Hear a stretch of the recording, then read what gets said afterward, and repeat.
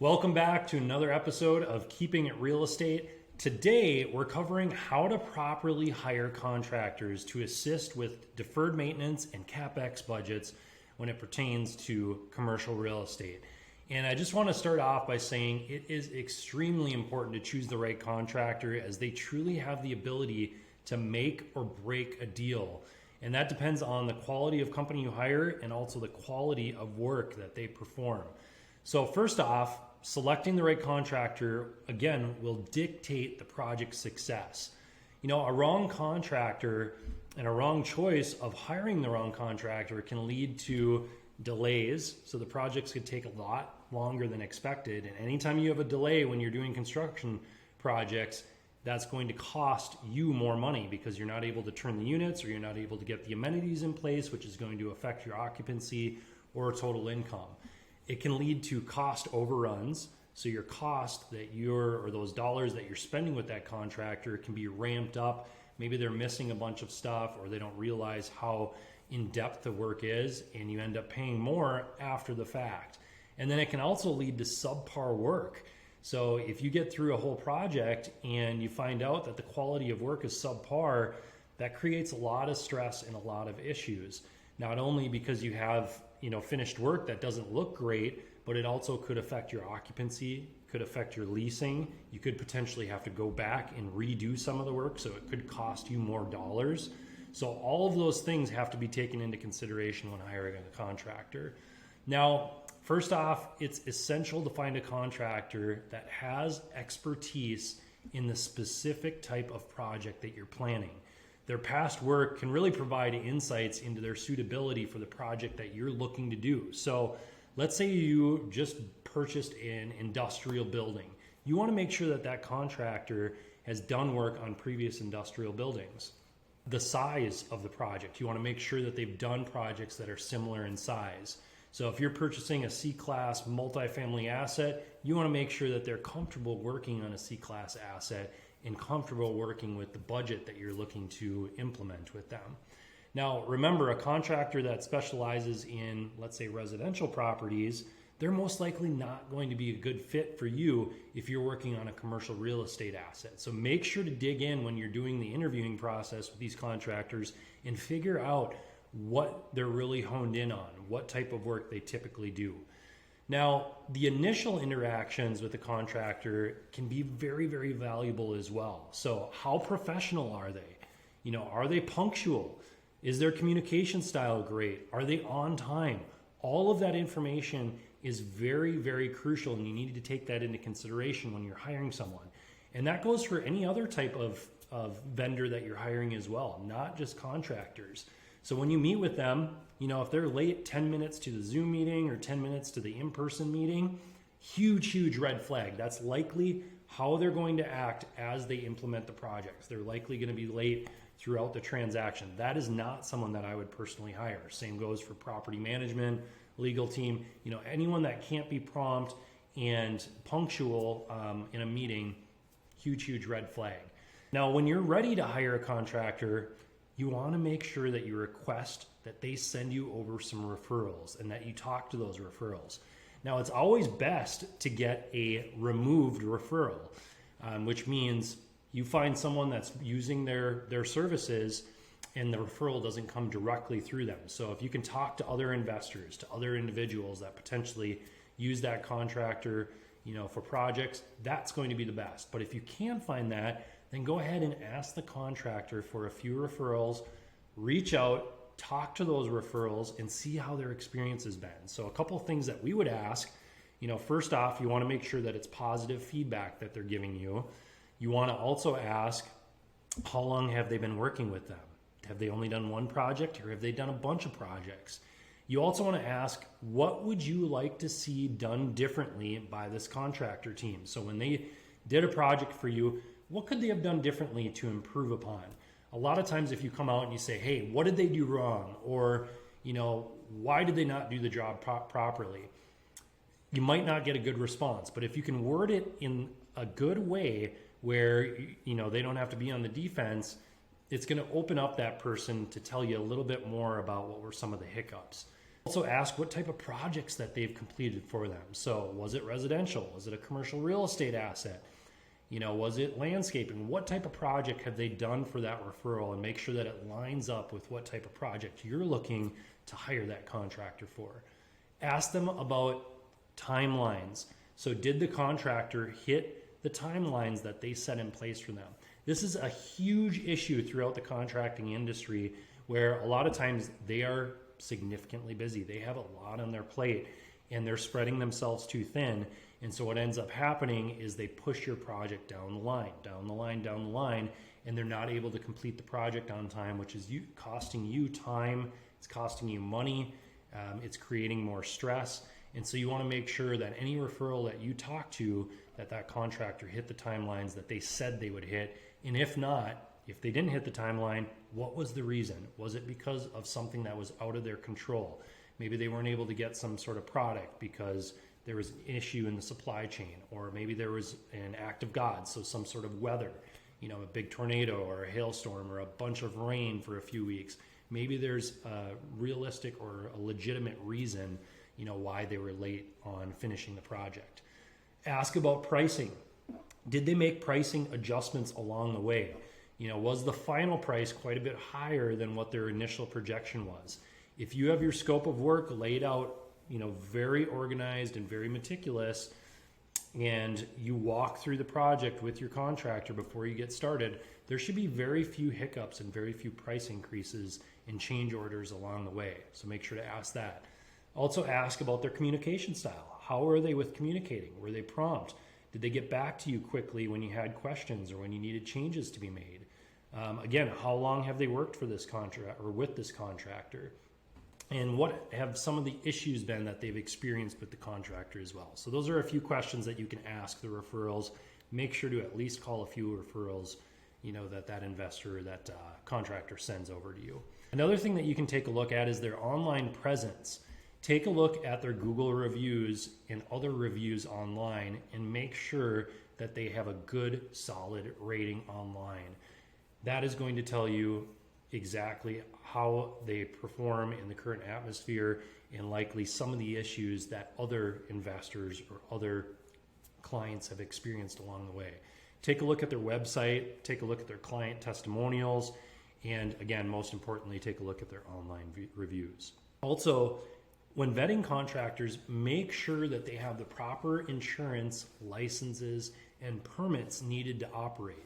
So first off, the proper insurance. This is very important. You want to make sure that they have good liability insurance. So that way, if an accident occurs on your property, they're able to foot the bill and they're able to take care of that. So make sure to have them send over proof of the insurance coverage and make sure that it's an appropriate amount. A lot of times $2 million in coverage is pretty much the minimum that you want to have in place. Also make sure that it covers damage. So if the contractor causes damage to your property, you want to make sure that either the insurance or their company is going to take care of that bill. Another thing that you can take a look at is the licensures that they have in place. And this really guarantees a minimum level of expertise. So licensed contractors have undergone certain training and examinations, and this really assures that they have a standard of care or a standard of competency.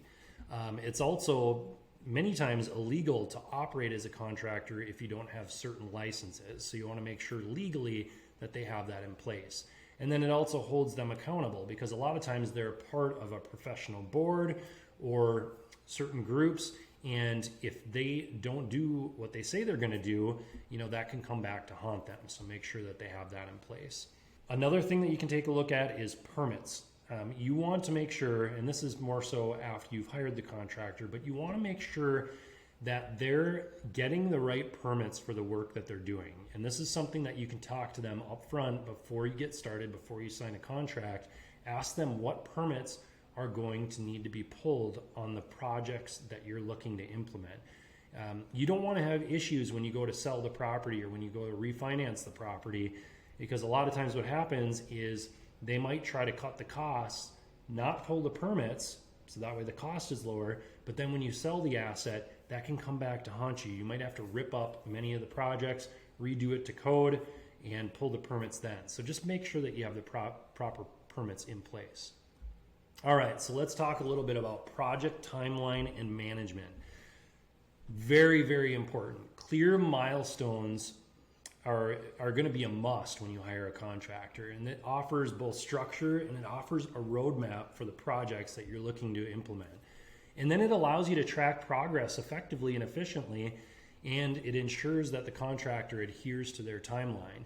So make sure to set timelines for the project as well as the payments that you're going to be making as you work through your CapEx budget or your business plan with this contractor. Now, you're going to want to factor in some possible delays. So, let's say you're up in the Midwest and you're working through the winter. Well, if you have extremely cold weather, you're probably not going to be able to paint the exterior, or there might be some other projects that are put on hold. So make sure you take a look at the milestones and at the schedule and understand that there's going to be some delays and factor those delays in. Now, on the payment side, you're going to want to make sure to put together a schedule of when the payments are going to go out to the contractor and what percentage of the projects need to be completed before you send off those payments. Now, digging into it a little bit further, you're going to want to get on site and make sure that you verify that the work has been done properly before you send payments out to the contractor. Very, very important. Time and time again, you'll see contractors that don't do, proper work. Their standard of work is subpar when they get done with the project, and you need to have them come back out, modify or fix the issues that are in place, and then you can send out payment. If you send out the full payment right away, a lot of times it's very, very tough to get them back onto the property. You also want to have in your contract a way to get out of the contract. So let's say they're not doing the proper work, or they're not hitting timelines, or you're just having some major issues. You want to have it in the contract, and you can work with your legal team to set this up where you can get out of the contract and it's very clear on what amount you need to pay if you do cancel a contract. All right, so let's talk a little bit about scope of work. This is very, very important anytime you hire a contractor when you're doing a larger project. It's crucial to have your scope of work laid out and organized very well. And what is a scope of work? Really, it's a document that outlines every piece of the project that's going to be completed. So it's going to run through, where the project is happening on the property, what's being done, what the timelines are. It's going to lay out everything, and you want to make sure that that's very organized and well laid out. And what I would strongly recommend is that you walk the property and discuss the scope of work with the contracting team and with your property management team before you get started. This is going to clear up a lot of the unknowns, because as you're walking through the property and looking through the scope of work that you've put together, the contractor is likely going to have questions. Did you think about this, or is this not factored in, or is this factored in? Do you have drawings? And sometimes if you have a larger project, you're going to want to make sure that you either create some drawings for exactly how the project looks, or you're going to want to have an architectural company or an engineer, put together some drawings, so that way the contractor knows exactly what needs to be done and where. You're also going to want to talk to the contractor about your point of contact and who's going to be overseeing the job. And I would highly recommend, if possible, to have a meeting with that individual that's going to be overseeing the job and who you're going to be communicating with, so that way you can get a feel for how that individual communicates, what their personality looks like, and how you're going to mesh with that person. You also want to talk about how they're going to be updating your team and when.